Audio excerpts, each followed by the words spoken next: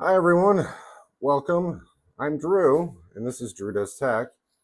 And today I want to talk to everyone about Windows 10 being end of life. So, what does that mean for you? Well, in late October of this year, I think around the 22nd or 25th, I don't know the exact date, but near the end of October, Microsoft is going to be bringing Windows 10 end of life, which means it no longer is available for sale. It no longer receives updates. It no longer receives security patches. So continuing to use it beyond its end of life for you, the consumer, and for businesses alike. But today we're talking to the consumers. Um, for you, the consumer, that's dangerous because then over time your computer will become vulnerable. Because it won't be receiving those patches. So as exploits become available, end of life exploits become available, your machine will be at risk. For many people out there, this is going to mean possibly needing a brand new machine because Windows 11 has certain requirements that a lot of machines out there don't meet and therefore will not be eligible to upgrade to Windows 11. I think the statistics I saw said something like 240 million PCs will be rendered e waste simply because they do not meet requirements for Windows 11. Um, well, this creates an issue for a lot of people out there, especially in today's economy, as certain things are influencing the rising costs of living and the costs of certain luxuries like a computer device. um, it might not be feasible for many people out there to buy a brand new computer to update to Windows 11. So today I'm going to show you, the folks at home, something you can do with a simple USB stick and a little bit of software to allow your computer to run Windows 11, at least short term, until you can potentially get a new device.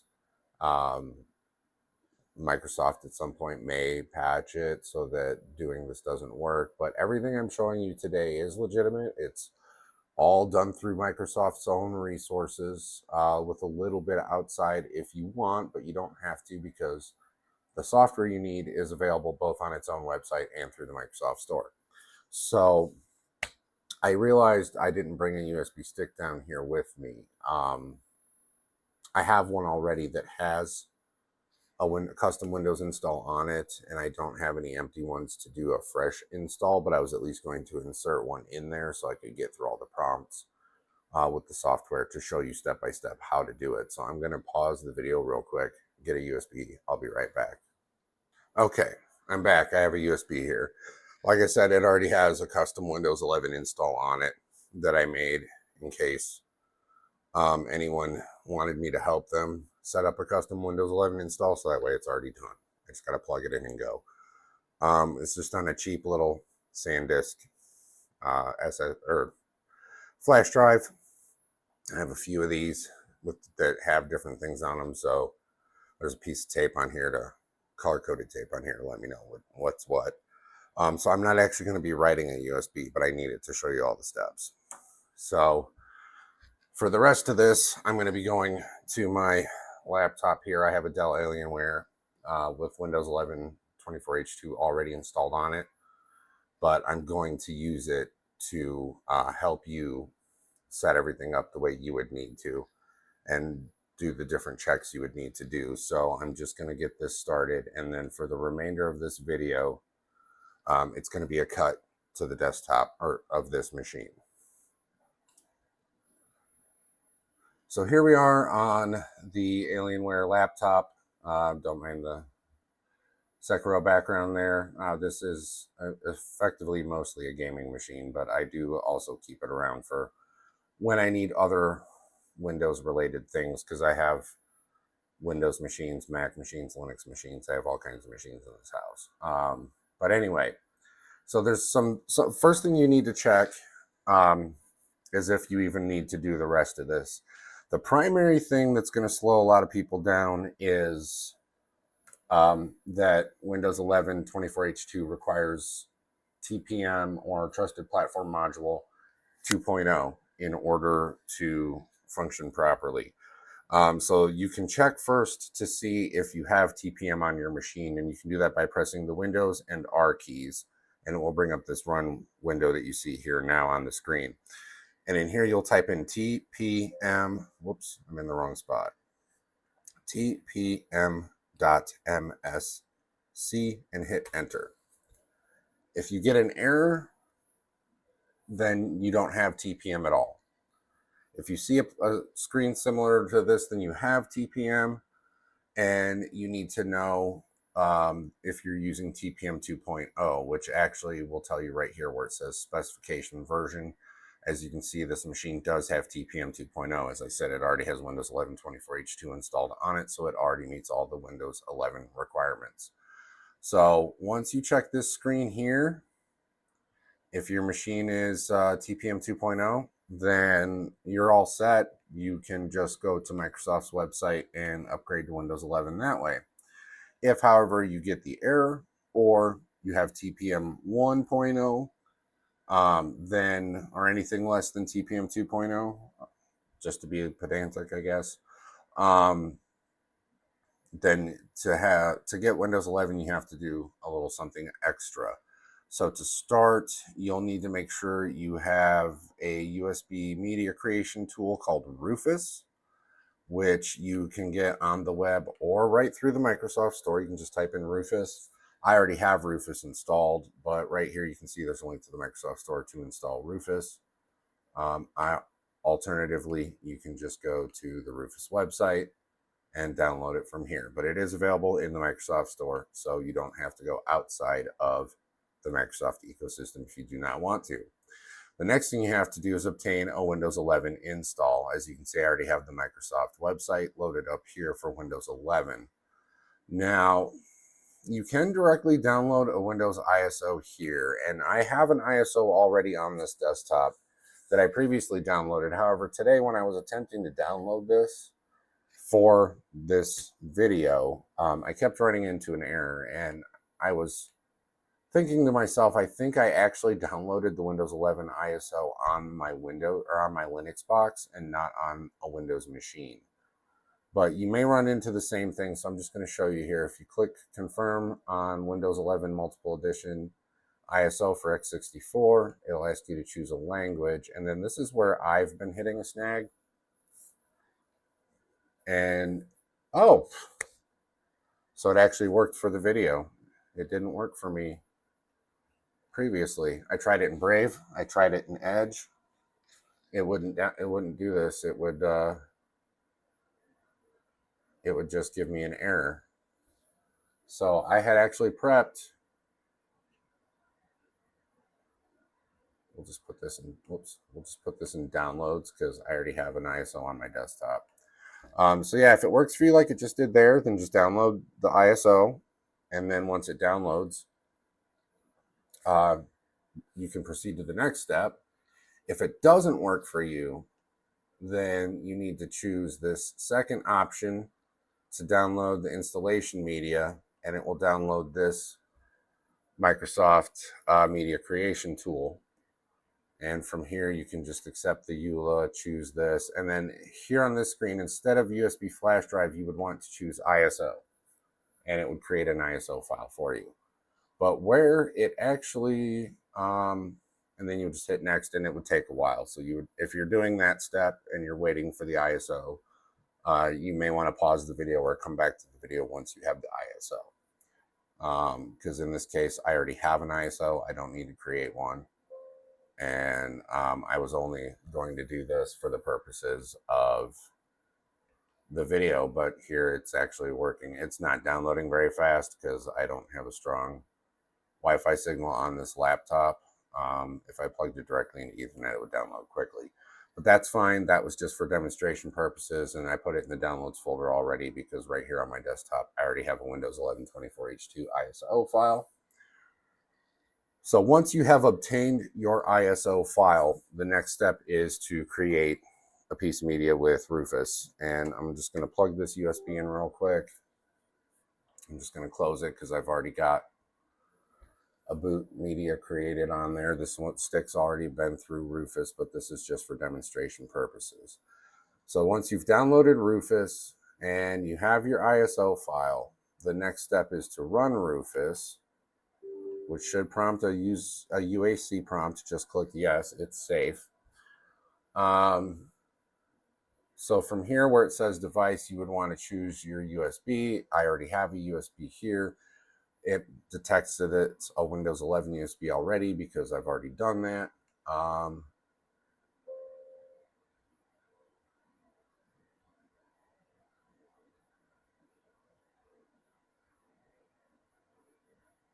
I'm just going to click no on that for right now because that's not necessary for what I'm doing here. But obviously you just want to make sure that yours is fully booted. So I'm just going to leave it on disk or ISO. And then from here, I'm going to select a Windows image.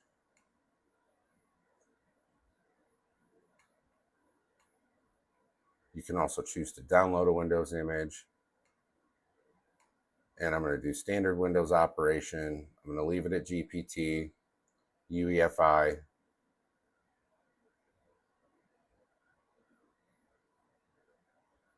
Just leave all of this how it is here. And then what the next step would be is once you have all of this set up, you'll click start, and then it'll ask you to choose some options for your Windows experience. So I'm just going to uncheck some of these right now. Because the main one would be to remove the requirement for the 4 gigs of RAM, secure boot, and TPM 2.0. So this way you can get past needing TPM 2.0. If you do disable TPM and you're not using an online account, you need to make sure to record your BitLocker keys somewhere safe or disable BitLocker, because if your drive gets BitLocker encrypted and you don't have those keys, you're not going to be able to recover the drive. So then you can just choose the other options that would be appropriate for your situation. If you don't already have an online account or you don't want to use an online account, you can check this box to remove the requirement for an online Microsoft account. You can then create a local account with whatever username you want to give it. You can set the regional values to the same as the options. You can disable data collection, which skips the privacy questions. And then lastly, you can disable BitLocker.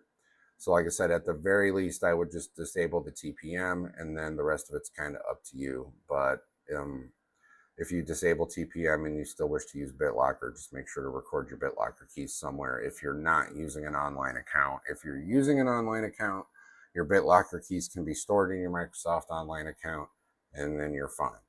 So once you have all of this set up as you wish, you just click OK. I'm not clicking OK because the drive I'm using for this example already has been through Rufus to set up a custom Windows install. So I'm just going to click cancel, but you would just click start or click OK, and then it would start, and it would take a little bit of time. But then once it is finished, you can eject the drive, and then you can proceed to install your Windows media.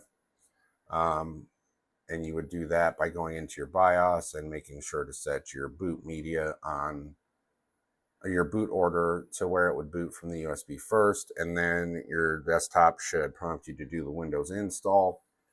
If you're doing a clean Windows install rather than an in-place upgrade, because it should give you the option for both in the installer, make sure to back up any important files, because a clean upgrade is going to absolutely wipe anything, or a clean install is going to wipe anything that's installed on the drive. But that's that. And once you're done with that, you'll have Windows 11. Like I said, I don't know if at some point that will get patched out, but you will have Windows 11 at least for the interim.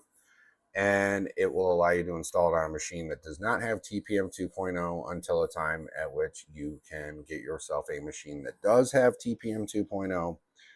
I would definitely make sure to only do this as a temporary fix and not do this as a long haul fix. Just because ideally you want to have it installed on a machine that does have TPM 2.0. But this is just a way to help folks out who might be in a tight spot and who are just stuck on Windows because they don't know how to use any other platform, or um, don't have the ability to utilize another platform, because really, other than Windows, your major choices are either going to be Mac, which you have to buy into the Apple ecosystem if you want to go Mac. So either way, you have to buy another machine. And the purpose of this scenario is to help someone who's not in a position where they can buy a new machine. And then the other option would be Linux, which is free and open source, but Linux is definitely better suited for people who are comfortable with tinkering. Now, that being said, there are Linux distributions that do exist that are easy to use and are built with the intent of helping people migrate from Windows to Linux. But at the same time, you have to be willing to give some things up, because there are a lot of Windows programs that just will not run under Linux. So if you have certain applications you're tied to and you're not able to find a Linux alternative that works for you, you're kind of stuck with Windows either way. So this was just a way to help people who are in that position have an option that didn't involve throwing out a perfectly good computer and spending hundreds, if not thousands of dollars on a new one, just for Trusted Platform 2.0. So that's it, guys. And thanks a lot for watching. And if you liked the video, please, if you're not already subscribed, please subscribe, share it with your friends. I'm new in town, but this is my game. I like to teach people how to use their tech, and I like to fix tech. And I also am a freelance IT professional. I just started a new freelance IT business here in Southern Maine. I do take mailings as well. Plenty of information about that on my website, drewdoestech.com. That's DRU doestech.com, all one word. And thanks again for watching, guys, and we'll see you next time.